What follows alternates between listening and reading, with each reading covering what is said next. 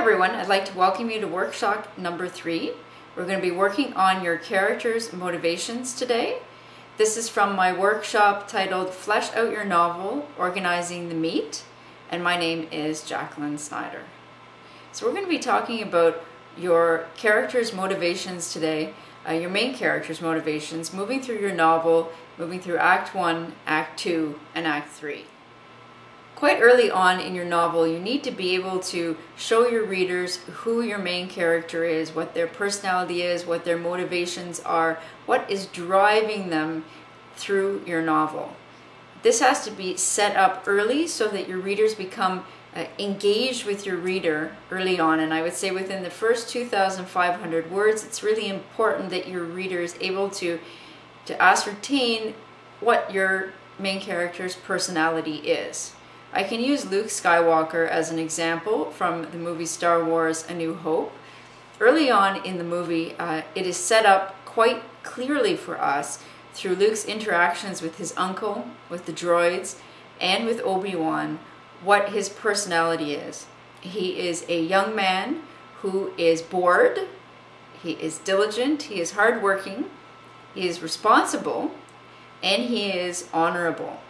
Now, how do we see all this in the beginning of the movie? His interactions with his uncle are somewhat defiant. He expresses his boredom to his aunt and uncle at a dinner table, and he is a little bit rebellious as far as looking after the droids and getting his work done, but he is diligent.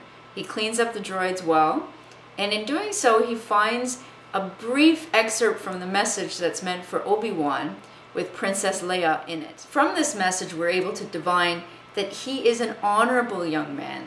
He doesn't know the princess, but he wants to protect her. He wants to save her. He sees that she is in trouble.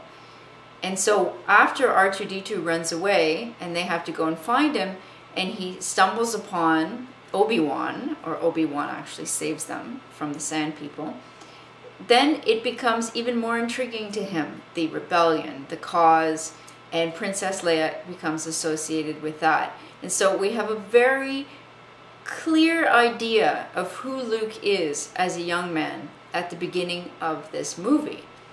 It's important that your readers know just as much about your main character at the beginning of your novel, not through telling them, but through showing them through the different characters that you place within your novel.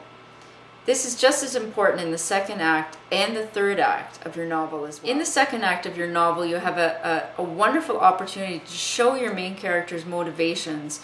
You have a large amount of room, amount of content, text, and room for stories and interactions with other people, individual situations within your novel to really create that main character and allow that main character to evolve through your novel into Act 3. It's key that your main character evolves. If your main character is not evolving through your novel, you are likely to lose your reader.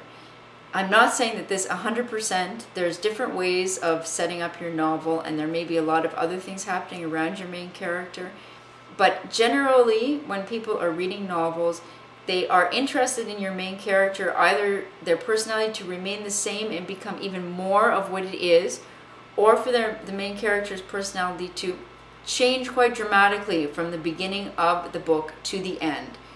It is an evolution of character, and it is what tells the story, and it's why you're telling the story. It's something that you must be very passionate about and very engaged in to bring your readers in to the story. In Act 3, your main character, your protagonist, must have done something. They either must have become more of who they are, such as Luke, where he has become not only part of the rebellion, but an excellent fighter, fighting to save Princess Leia, but not only Princess Leia, but to save the rebellion, himself, of course, but innocent people everywhere from the Empire. He has become part of the cause. Now, Star Wars, as we know, goes on to be many more movies, and it is a long series, and so his character does not end at the end of the novel. It is obviously going to continue in a different form. But it is important that your readers get a clear sense of where your character is being left at the end of your novel. Whether they become more of who they are or become less of who they are and something different. Whether they've gained focus or they've lost focus. It's important that you are aware that your character's motivations need to flow and ebb and change throughout your novel to keep your readers engaged. I have outlined some assignments for you to do that are quite specific, that identify your main character in different situations that you feel express to your reader where your character's motivations are at that particular point in your novel. It's important to make sure that your readers see who your character is, and you don't have to tell them who your character is.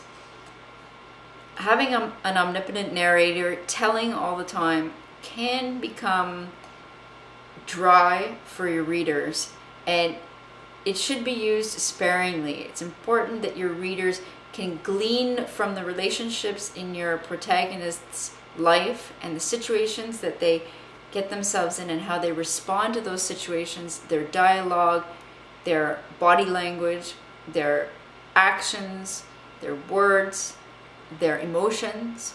All of those things should be what you're using to develop your main character. It should not be a story like we read when we were little kids about Dick and Jane see a dog, Dick and Jane kick a ball, Dick and Jane play in the park.